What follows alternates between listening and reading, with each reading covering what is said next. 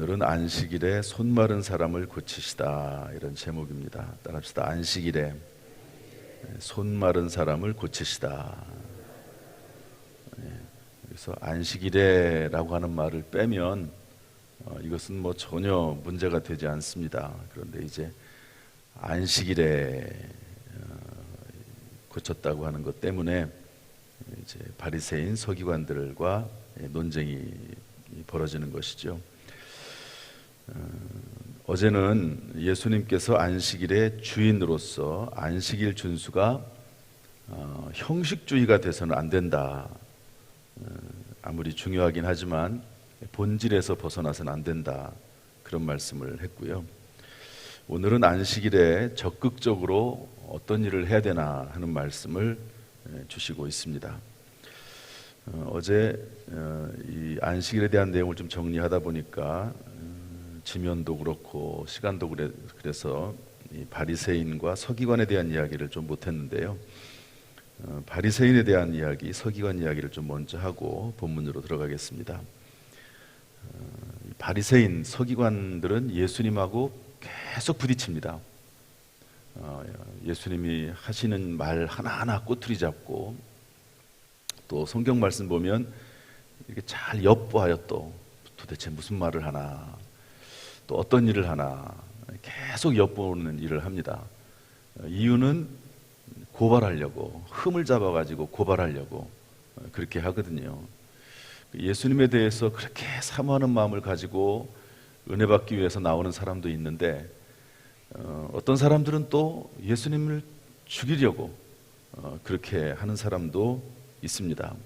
그래서 예수님은 사역을 하면서 전체 무리들을 신경을 써야 됐고요. 그 다음에 그 중에서 제자들을 뽑아가지고 특별 훈련을 시키기도 했을 뿐만 아니라 이런 사람들에 대한 신경을 또 썼어야 됐어요. 이런 사람들, 예수님을 계속 비난하고 흠잡고 잡아 죽이려고 하는 이런 사람들도 상당히 많이 신경을 썼던 것을 볼 수가 있습니다. 그런데 그 대표적인 사람이 누구냐? 바리새인이거든요. 바리새라고 하는 말은 이제 히브리어 파라시에서 나온 말인데 분리하다, 이런 말입니다. 자기 자신을 스스로 분리됐다, 이렇게 생각을 하는 거죠. 어디서 분리가 됐냐?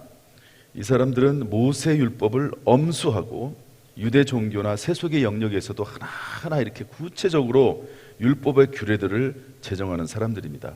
너무 율법에 치우치다 보니까 극단적이에요. 그리고 다른 사람을 배척합니다. 율법의 조항을 자기들은 다 지킨다는 거죠. 그래서 극단적이고 배타적이고, 그런데 예수님께서는 그 모습을 보실 때 정말 회칠한 무덤처럼 생각을 한 거예요. 겉으로는 잘 꾸며놨는데 속마음은 그렇지 않잖아요. 여러분, 그렇지 않습니까? 속마음은 우리가 가장 잘 압니다. 어떤 생각을 하는지. 물론 이제 뭐 여러 가지 선한 생각도 하긴 하지만 또 그렇지 않은 생각들을 많이 하잖아요. 그래서 율법의 참 뜻을 깨닫는데 실패했습니다. 이 사람들은 안식일에 관한 주장과 자기들의 주장과 예수님이 다른 주장을 한다는 것 때문에 예수님을 비난합니다. 그리고 죽이는데 앞장서지요. 서기관들이 나오는데요. 서기관들은 한마디로 말하면 율법을 가르치는 교사들입니다. 그래서 기록이 되어 있거나 또 말로 이렇게 전해지고 있는 그 율법들을 연구하고 해설하고 가르치는 것을 직업으로 가지고 있는 분들입니다. 서기관들은 직업이에요, 이분들이. 그런데 이분들은 대부분 다 바리새파들입니다. 그러다 보니까 여기 보면은 바리새인과 서기관들 이렇게 나오거든요. 둘은 항상 붙어 있습니다. 왜냐하면 바리새인들 중에 대부분이 이제 서기관들이거든요. 율법 학자들입니다. 율법을 계속 연구하면서 가르치는 사람들이죠.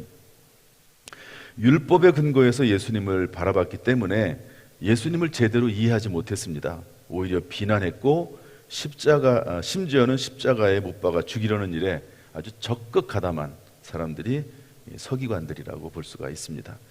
그래서 이 서기관 바리새인들, 참 예수님 3년 동안 공생의 사역을 하면서 참 이분들 때문에, 이 사람들 때문에 참 어려움을 많이 겪습니다. 그래서 대답을 잘 해줘도 그것 때문에 기분 나빠하고, 또 대답을 좀 못하는 것 같으면 뭐 그런 일은 없지만 또 그것 때문에 예수님 흠잡으려고 하고, 도대체 어떻게 방법이 없어요. 방법이 참 힘든 이제 그런 사람들이 있습니다. 정말 좀 이렇게 마음문을 열고 좀 함께 하려고 하고 그러면 좋겠는데 그러질 않는 거죠. 그렇지만 또 그렇지 않은 무리들이 예수님을 잘 따랐던 것도 볼 수 있습니다. 자, 이런 이제 서기관들 바리새인들이 안식일 때문에 이제 예수님과 서로 마찰을 벌이게 되는데요. 첫 번째, 저를 따라서 하시죠. 안식일에, 주일에 선을 행하는 것이 옳은 일입니다. 우리 9절 말씀 한번 읽어보겠습니다. 9절 시작. 예수께서 그들에게 이르시되 내가 너희에게 묻노니 안식일에 선을 행하는 것과 악을 행하는 것 생명을 어느 것이 옳으냐 하시며, 손 마른 사람, 오른손 마른 사람이 이제 왔는데 예수님이 고쳐주나 안 고쳐주나 서기관들 바리새인들은 보는 거죠. 왜? 그날이 안식일이니까. 참 이렇게 힘들고 어렵고 고통당하는 사람들이 있을 때 그를 도와주는 것을 보면 좋아해야 될 텐데, 안식일에 하지 못할 일을 행한다고 해서 정죄하는 데 앞장섭니다. 그 안식일은 뭐냐? 하나님께서 정해놓은 안식일이 아니고 자기들이 율법으로 만들어 놓은 안식일이거든요. 자기들이 만들어 놓은 안식일이에요. 사실은 그것을 지키려고 그렇게 애를 쓰는 거죠. 손이 말랐다 말랐다라고 하는 말은 그야말로 손이 마른 겁니다. 그래서 손이 이제 혈액순환이 안 돼서 또 기능이 쇠퇴가 돼서 이제 손을 쓸 수 없는 상태입니다. 다른 복음서에도 이 말씀이 나오는데 오직 누가복음만이 오른손 말랐다 이렇게 표현하고 있습니다. 오른손. 누가는 의사잖아요. 그런 관점에서 조금 더 자세히 볼 수 있는 거죠. 어떤 자료에 보면은요, 이 사람이 원래 석공이랍니다. 석공. 돌을 이렇게 깨서 뭔가를 만들어서 먹고 사는 그런 직업을 가진 분인데, 오른손이 다쳤다는 거, 오른손이 말랐다는 거죠. 그래서 거짓 신세가 되지 않기 위해서 예수님께 치유를 간청했다. 이 석공이 오른손이 이렇게 상하면 치명적이지 않습니까? 제가 장충대학교에서 부목으로 있을 때 장로님 아들이 의사였거든요. 의사 인턴 과정을 하고 있었습니다. 연세대 의대를 졸업하고 의사 과정을 밟고 있었는데 오른손이 다쳤어요. 참 그렇게 공부를 열심히 하고, 그런데 손을 다치니까, 의사가 손이 참 중요하더만요. 정말 손이 다치니까 아무것도 못하는 거예요. 의사가 그 많은 지식이, 물론 이제 다른 거를 할 수 있지만 본인이 하고 싶은 또 일들이 있잖아요. 그러니까 이 손이라고 하는 게 상당히 중요한 직업이 있습니다. 그런데 이 석공은 손으로, 특별히 오른손으로 이제 일을 하며 살아가는 사람 아닙니까? 그런데 그 사람이 예수님에게 찾아온 겁니다. 예수님은 고쳐주길 원하시죠. 비록 사람들이 안식일 규정을 정해놓긴 했지만 당연히 고쳐주는 게 맞지. 그러면서 물어봅니다. 다 듣는 자리에서, 서기관들과 바리새인도 듣는 자리에서 안식일에 선을 행하는 것과 악을 행하는 것, 생명을 구하는 것과 죽이는 것, 어느 것이 옳으냐? 답은 정해져 있습니다. 당연히 안식일에도 주일에도 선을 행하는 것이 옳지요. 그러면서 다른 성경에는 이 똑같은 본문의 말씀 가운데 마태복음 12장 11절 12절을 보면 이렇게 되어 있습니다. 예수께서 이르시되 너희 중에 어떤 사람이 양 한 마리가 있어 안식일에 구덩이에 빠졌다. 그러면 그것을 끌어내지 않을 사람이 누가 있겠냐? 양 한 마리도 끌어내지 않느냐? 그런데 사람이 양보다 얼마나 더 중요하냐? 안식일에 너희들 안식일 규례를 지킨다고 해서 의료행위도 하지 못하게 하고, 또 그리고 뭐 음식을 먹는 것도 못 먹게 하고, 그러는데 그게 말이 되느냐? 그게 안식일을 세우신 하나님의 정신에 맞느냐? 율법을 만드신 하나님의 정신에 맞느냐? 그러면서 정신과 근본 원리로 예수님께서 접근을 하시는 거죠. 여러분, 안식일은 어제도 말씀드린 것처럼 사람을 위해서 존재하는 겁니다. 사람이 쉬게 하기 위해서, 사람이 하나님 앞에 예배드리면서 그 영혼이 잘됨 같이 범사가 잘되고 강건하게 하도록 하기 위해서 하나님께서 사람을 위해서 안식일을 제정하신 거거든요. 그러면서 하나님을 찬송하고 경배하고 예배하도록 안식일을 만드신 겁니다. 그래서 그 안식일에 사람을 위해서 선을 행하는 것, 그리고 예배드리면서 자기 자신에게 거룩한 영적인 그 힘을 얻게 하는 것, 또 하나님을 찬송하는 것, 당연히 해야 될 일이다. 율법의 정신으로 돌아가야 된다 말씀하고 있는 것이죠. 여러분, 우리의 삶도 그 근본 정신에 맞춰서 살아가는, 또 판단하고 결정하는 그런 모습이 저와 여러분의 모습이 되기를 주님의 이름으로 축복합니다. 두 번째로, 우리는 율법의 본질을 망각해서 예수님을 배척하는 냉혹한 율법주의자가 아니라 율법의 본질을 깨달아 실천해서 율법의 완성자이신 예수 그리스도를 닮아가는 신실한 제자가 되어야 됩니다. 따라합시다. 우리는 냉혹한 율법주의자가 아니라 신실한 제자가 되어야 된다. 율법을 자꾸 따지면은요, 사람이 냉혹해집니다. 차가워지거든요. 그런데 예수님은 율법에 정한 규정보다도, 그것도 사람들이 자기들이 만든 거니까, 그것보다도 율법의 본질로 들어가기를 원했습니다. 그런데 이제 이 말을 듣고 우리 11절 말씀 보면은요, 그들은 노기가 가득하여, 손 마른 사람을 치료해 주는 걸 보고 화가 났습니다. 여기 노기가 가득하다는 말은 뭐냐면요, 견딜 수 없을 정도로 자기의 감정을 이렇게 추스릴 수 없을 정도로 그렇게 화가 났다는 말입니다. 여기 이제 원어상을 이렇게 살펴보면 그런 말이거든요. 그러니까 사람들이 막 많이 있고 그러니까 그것을 표현하지는 못하지만, 그렇지만 사람들한테, 이 당시 사람들은 막 돌을 막 던지기도 막 하거든요. 그러니까 표현은 못하지만 너무너무 화가 난 거예요 지금. 그래가지고 주체하지 못할 정도로, 정신을 잃어버릴 정도로 화가 나가지고 예수를 어떻게 할까 논의했다는 겁니다. 여기 다른 똑같은 이 말씀을 가지고 있는 병행 성경 구절이 다른 복음서에 있거든요. 여기 뭐라고 되어 있냐면 어떻게 죽일까 이렇게 되어 있습니다. 예수를 이제 죽일 생각을 이때 하는 겁니다. 그리고 또 다른 성경이 똑같은 병행 구절은 뭐라고 되어 있냐면 헤롯 땅과 상의했다고 돼요. 헤롯 땅. 헤롯 땅은 뭐냐면 당시에 실권을 잡고 있는 정권파거든요. 그 뒤에는 헤롯 왕이 있습니다. 그 헤롯 왕 뒤에는 누가 있냐면 로마 정권이 있거든요. 로마 제국이 있습니다. 그러니까 자기들이 힘이 조금 붙인다고 생각을 한 거죠. 그리고 실제로 예수님을 고발해가지고 잡아 죽이려면 그것을 판결하는 사람이 있어야 되니까 헤롯 땅하고 서기관 바리새인들은 아주 상극입니다. 아예 서로 상종하지 않으려고 그래요. 왜냐하면 이분들은 율법 중심이거든요. 그러니까 민족주의에 가깝습니다. 그런데 헤롯 땅은 로마 사람들하고 친하기 때문에 어떻게 보면 매국노라고 생각을 했거든요. 그러니까 아예 상종을 안 합니다. 그런데 예수님을 잡아 죽이는 데 있어서는 서로 힘을 모읍니다. 이 악한 사람들은요, 어떤 목적을 가지고 서로 힘을 합하거든요. 악한 사람들. 참 그런 면이 있습니다. 나중에 다 뿔뿔이 흩어져요. 그런데 어떤 악한 그 일을 이루기 위해서 힘을 합합니다. 사실은 선을 행하는 사람들, 참 교회 내에서 선한 사람들, 이런 분들이 힘을 모아야 되거든요. 그렇지 않습니까? 그런데 교회에 어려운 일이 생기면 선한 사람들은 조용해요. 착하니까. 그러나 악한 사람들은 힘을 모아가지고요, 아주 악랄하게 행합니다. 그런 경우가 종종 많이 있어요.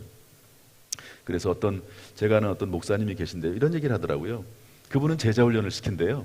제자훈련을 시키는데 제자훈련의 목적 중에 하나가 뭐냐, 교회에 어떤 일이 있을 때, 선한 일이 있을 때 힘을 모으는 사람들, 그리고 교회에 잘못된 사람들이 소리를 높일 때 그 잘못된 소리에 대해서 더 큰 목소리를 낼 수 있는 사람들이, 그 사람들이 제자가 돼야 된다. 이렇게 해서 이런 방향으로 제자훈련을 시키는 그런 분들도 있습니다. 그래서 이 사람들이요, 서기관 바리새인들이 예수를 잡아 죽이는데 이렇게 서로 상극인 사람들이 서로 힘을 모아요. 그런 것을 볼 수가 있습니다. 그러나 우리는 형식적인 율법 논리에 빠져서 회칠한 무덤 같은 사람이 되지 말고 십자가로 사랑을 실천한 율법의 완성자가 되신 예수님을 따라야 된다 하는 것이죠. 그래서 회칠한 율법주의자가 돼서는 안 되는데, 우리 마태복음 23장 25절 27절 말씀 한번 읽어보겠습니다. 다 같이 시작. 화 있을진저 외식하는 서기관들과 바리새인들이여, 잔과 대접의 겉은 깨끗이 하되 그 안에는 탐욕과 방탕으로 가득하게 하는도다. 화 있을진저 외식하는 서기관들과 바리새인들이여 회칠한 무덤 같으니 겉으로는 아름답게 보이나 그 안에는 죽은 사람의 뼈와 모든 더러운 것이 가득하도다. 겉은 번지르르해요. 그러나 속은 죽은 사람의 뼈와 더러운 것이 가득하다. 누가복음 6장 37절에는 뭐라고 말씀하고 있습니까? 비판하지 말아라. 너희가 비판받을 것이다. 정죄하지 말아라. 너희가 정죄받을 것이다. 용서해라. 그러면 너희가 용서받을 것이라고 말씀하고 있습니다. 우리는 율법의 완성자이신 예수님을 따라가야 되는데요. 우리 마태복음 5장 17절 말씀 다 같이 한번 읽어보겠습니다. 로마서 13장 10절도 같이 읽어보죠. 시작. 내가 율법이나 선지자를 폐하러운 줄로 생각하지 말라. 폐하러운 것이 아니요 완전하게 하려 함이라. 사랑은 이웃에게 악을 행하지 아니하나니 그러므로 사랑은 율법의 완성이니라. 그래서 예수님을 따라서 사랑의 실천자가 되어야 된다 하는 것이죠. 여러분, 누가복음 10장에 보면 선한 사마리아 사람들 이야기가 나옵니다. 선한 사마리아 사람이 강도 만난 사람을 도와줬다 하는 이야기잖아요. 그 내용을 보면 참 훈훈합니다. 그런데 이 이야기를 듣는 사람의 입장은요 상당히 불쾌하거든요. 어떤 사람들이 불편하냐면 제사장들과 레위인들, 또 서기관 바리새인들은 불편합니다. 왜 그럴까요? 그 강도 만난 사람이 이제 거기에서 움직이지도 못하고 죽게 됐는데요, 그때 그 길을 지나갑니다. 누가 지나가죠? 제사장이 지나갑니다. 그런데 그냥 지나가요. 그 다음에 또 누가 지나가죠? 레위인 지나갑니다. 레위인은 성전에서 일하는 사람이고 율법을 가르치는 사람들입니다. 그런데 그 사람도 그냥 지나가요. 그런데 이스라엘 사람들이 사람 취급하지 않는 이스라엘 민족이면서 다른 민족과 결혼해가지고 혼혈이 된 이 사마리아 사람들, 경멸하는 대상이거든요. 이 사마리아 사람들은 그를 불쌍히 여겨서 고쳐줬다. 그리고 여관에 데려다주고 돈을 주면서 살펴달라고 이렇게 얘기했다. 돌아와서 혹시 돈이 부족하면 더 주겠다. 이렇게 얘기했다는 겁니다. 여러분, 이 말을 듣는 서기관들, 바리새인들, 제사장, 레위인들은 어땠을까요? 기분이 엄청 안 좋죠. 이것을 이렇게 조금 이렇게 오늘날로 비유를 하면 딱 맞는 내용은 아니지만 이 당시의 서기관들과 오늘날 목회자나 또 다른 분들은 다를 수 있으니까 어떤 사람이 이렇게 아파요. 제가 이제 주일날 설교하러 주일날 오지 않습니까? 그런데 누가 다쳐 있어요. 다쳐가지고 누워 있습니다. 그런데 그것을 그냥 지나치는 거예요. 왜? 주일날 설교하러 가야 된다고. 그러면 그것을 노골적으로 예수님 그걸 얘기하는 거거든요. 찬양단들이 오늘도 찬양을 섰습니다. 주일날도 찬양을 쓰죠. 근데 찬양 쓰러 빨리 막 가야 돼요. 연습도 해야 되고. 그런데 누가 아픈 사람이 누워있네요. 그런데 찬양 연습하러 가야 되니까 그냥 지나가 버리는 거예요. 당연히 들을 말을 그런 행위에 대해서 당연히 들을 말을 들어야 되긴 하지만 듣는 사람들은, 특별히 제사장이나 레위인들은 아주 기분이 나쁜 그런 말들 중에 하나입니다. 그런데 예수님께서 본질에 대해서 이야기하는 거죠. 제사장 업무를 하는 이유가 뭐냐? 레위인의 역할을 하는 일이 뭐냐? 그것은 사랑을 실천하는 일이다. 본질을 우리가 깨달아야 된다 하는 것을 말씀해 주고 있는 것입니다. 그러나 쉬운 문제는 아니에요. 누군가는 또 그 일을 해야 되니까. 그래서 여기 이런 말을 한 분이 있습니다. 토마스 칼라이라는 분이 이런 말을 했는데요. 비록 생각이 가장 고귀한 것이라 하더라도 그 목적은 생각 자체가 아니라 행동에 있다. 예수님께서 사랑의 실천자로 오셨는데 그 사랑을 실천하는 것이 중요하다는 거죠. 아무리 제가 성경의 생각에 대한 이야기를 제가 많이 강조를 합니다. 그러지 않습니까? 생각을 생각하라. 생각에 생명이 있다. 이런 얘기를 제가 많이 해요. 그것은 다 진리의 말씀드립니다. 그러나 아무리 생각이 훌륭하다 하더라도 생각 자체가 목적은 아닙니다. 그 생각을 통해서 무언가 행동하도록 하기 위해서 생각이 중요하다는 것이지, 행동 없는 생각은 그냥 허무하고 공허할 수밖에 없다 하는 것이죠. 그래서 이 바리새인들처럼 악한 생각을 하는 것 자체가 나쁘지만 우리들도 마찬가지라는 거죠. 선한 생각을 하고 그 선한 생각을 가지고 그것을 행동으로 옮겨야 된다 하는 이야기입니다. 제가 이 오늘 말씀을 준비하다 보니까 이런 글이 있더라고요. 비판록이라고 하는 어떤 글이 있는데, 어떤 교회에 아주 평화롭기로 소문난 교회가 있었답니다. 그래서 그 교회의 영향으로 그 주변의 마을 사람들에게도 선한 영향을 끼치는 아주 그런 교회가 있었는데요. 그 교회 특징은 뭐냐? 절대로 서로 비난하거나 정죄하지 않는답니다. 그 이유가 하나가 있는데, 그 교회에 이제 담임 목사님이 계실 것 아닙니까? 그러면 성도들이 찾아온대요. 불만이 가득해가지고 찾아와서 다른 사람을 비난하고 정죄하죠. 그러면 서재에서 비판록을 꺼내온답니다. 비판록을 딱 꺼내와서, 지금 당신이, 성도님이 이런 얘기를 저에게 하려고 하는 것 같은데, 이제 제가 성도님이 하는 이야기를 다 기록할 것입니다. 그리고 기록한 다음에 제가 보여드릴게요. 그러니까 그 내용에 대해서 맞다고 생각하면 거기다 서명하십시오. 그리고 만약 제가 이 문제를 가지고 어떤 일을 하다가 어떤 문제가 생기면, 이 문제가 생겼을 때 당신의 서명과 그리고 여기에 적힌 내용이 그 일에 대한 증거로 사용이 될 겁니다. 그렇게 이야기를 하고 비판록을 꺼내놓습니다. 그러면 그분이 뭐라고 말하냐면, 저는 제가 말한 것이 다른 사람에게 알려지고 제가 그것에 책임을 지는 것이 싫습니다.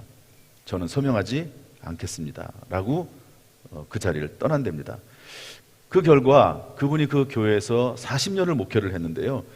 비판록은 있는데 그 비판록에 서명을 한 사람은, 그리고 글을 쓴 사람, 글을 쓰게 된 사람도 단 한 명도 없었다 하는 그런 글을 읽어본 적이 있습니다. 이 비판이나 정죄를 하는 사람은 많았지만 서명하라고 했을 때 다 그냥 돌아가고 마는 거죠. 왜? 나중에 타인에게 그 비판으로 인해서 비판받는 것이 두렵기 때문에 그렇습니다. 내가 지금 하는 비판이 남에게 향하는 것은 괜찮지만 자신에게 향하는 것은 싫다는 거죠. 물론 이 내용이 일반적이지는 않습니다. 아마 이렇게 하는 교회가 전 세계에 몇 개나 되겠습니까? 한두 교회 되겠습니까? 우리가 살다 보면은요, 우리의 아픔을 다 털어놓을 때도 필요합니다. 그리고 담임 목사에게 찾아와서 그 아픈 마음을 다 쏟아놓는 경우도 있어요. 그러면 다 듣죠. 그리고 들으면서 그 말을 그대로 100% 다 받지 않습니다. 왜냐하면 말이라고 하는 것은 이 사람이 이렇게 말하면 이게 맞는 것 같고 저 사람이 저렇게 하라면 저게 맞는 것 같거든요. 제가 목회를 하면서 그래서 어떤 경우에는 할 수 없이 두 분을 다 만나는 경우가 있어요. 이렇게 얘기를 하는데 그냥 지나칠 수 없는 경우가 있거든요. 그러면 이분을 만나요. 이분을 만나고 또 이분을 만나요. 그럼 두 분의 이야기를 들어보면 어느 면에서 다 일리가 있습니다. 또 어떤 면에서는 물론 분명히 옳고 그름은 있어요. 누가 조금 더 옳고 누가 더 조금 더 그르고 이런 부분은 분명히 있습니다. 그런데 목회자로서 어느 편을 들기가 어려워요. 제가 목회를 하면서 우리 부교육자들에게도 그런 얘기를 가끔 하는데요. 특별히 가정 문제를 가지고 문제가 되는 경우가 있습니다. 그런데 가정 문제를 가지고 남편의 편을 든 아내의 편을 들잖아요. 그래가지고 그 일이 진행이 됐어요. 잘 진행해낸 문제가 없습니다. 그런데 잘 진행이 안 됐어요. 그래가지고 어떤 문제가 생겼습니다. 그러면 그 모든 책임이 누구한테 돌아가는지 아세요? 목사에게 돌아갑니다. 교회를 떠나면서 목사를 비난하고 떠나요. 그 참 희한하더라고요. 누군가 희생양을 삼기를 원하는 것이 사람의 마음인 것 같아요. 교인들도 그런 경향이 없지 않아 있습니다. 그래서 저는 그런 것들을 좀 경험을 하면서 어쨌든 두 사람이 해결하도록 해야 돼요. 어쩔 수가 없어요. 목사는 재판관이 아닙니다. 목사는 이것저것 판결해주는 판사가 아니거든요. 목사는 목회자입니다. 제가 지난번 이런 얘기도 한 기억이 있는데요. 목회자는 선지자에 가깝다기보다는 제사장에 가깝다, 이런 얘기를 제가 한 적도 있어요. 선지자의 의미가 있습니다. 그래서 날카롭게 비난하고 또 날카롭게 지적하고 그리고 잘못을 회개하라고 얘기하는 선지자의 모습도 있습니다. 그러나 일반적으로는 제사장 역할이 강하거든요. 죄를 지어서 왔을 때 싸매주고 감싸주고 예수 그리스도의 십자가의 보혈로 덮어주고 그러면서 새롭게 시작하도록 하고 하는 그런 제사장의 역할이 또 강하게 있는 것입니다. 그래서 여러분, 이 지금 방금 제가 한 이야기가 일상적이진 않아요. 그러나 그 정신과 마음은 참 중요하다고 볼 수가 있습니다. 우리가 마지막에 하나님 앞에 서게 될 겁니다. 요한계시록 20장 12절 말씀 보면 생명책이 있는데 그 생명책에 이름이 써 있습니다. 행위록도 있습니다. 행위록이라고 볼 수 있습니다. 죽은 자들이 자기의 행위에 따라 책들에 기록된 대로 심판을 받는다고 말씀하고 있습니다. 여러분, CCTV가 있죠. 요즘은 CCTV가 워낙 많이 있기 때문에요, 여러분 15분마다 그 사람의 행동이 다 이렇게 체크가 된답니다. 우리나라. 그러니까 어디를 가든지 CCTV가 우리를 지켜보고 있습니다. 제가 아파트에 사는데 아파트에 보면은요, 물건을 요즘에 아파트 놓고 갑니다. 손댄 사람 거의 없습니다. 여러 가지 그게 문화가 되기도 했지만 CCTV가 있거든요. 우리 교회도 이런 얘기하면 안 되나요? 문이 열려 있어요. 다른 교회처럼 문이 닫혀 있는 게 아니라. 그런데 가져가는 사람은 CCTV가 온 동네 다 있습니다. 우리 교회 CCTV가 다 있습니다. 그러니까 함부로 생각을 못 하는 거죠. 그런데 하나님의 CCTV는 초고성능입니다. 하나님께서 다 보고 계세요. 심지어 하나님은 그 마음과 생각도 감찰하신다고 했습니다. 촬영하세요. 그러니까 하나님 그걸 가지고 악한 데 쓰시진 않죠. 다 보고 계신다는 거예요, 하나님께서. 사랑하는 성도 여러분, 오늘 말씀처럼 안식일의 근본 정신, 하나님이 성경 말씀을 주신 근본 정신에 따라서 냉혹한 율법주의자가 아니라 사랑의 실천자로 살아가는 저와 여러분 될 수 있기를 주님의 이름으로 축복합니다. 늘 부족하지요.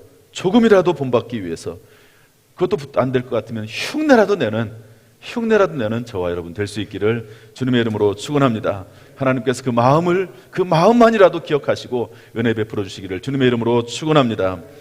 하나님 아버지, 오늘도 주의 전에 불러주시니 감사합니다. 오늘 말씀이 꿀송이처럼 되어서 이 말씀에 순종하고자 하는 마음이 생겨날 수 있도록 인도해 주옵소서. 새 영과 새 마음을 부어 주옵소서. 오늘도 승리하게 하시고 형통하게 하시고 하나님께 영광이 되게 하여 주옵소서. 예수님의 이름으로 축복하며 기도하옵나이다. 아멘. 이제는 우리 주 예수 그리스도의 은혜와 아버지 하나님의 무한하신 사랑과 성령님의 교통하심이 이 시간 주 앞에 나와 예배드리는 모든 성도들에게, 그 가정, 또 모든 자녀들, 가정, 사업, 평생의 삶 가운데 함께 하시기를 간절히 축원하옵나이다. 아멘.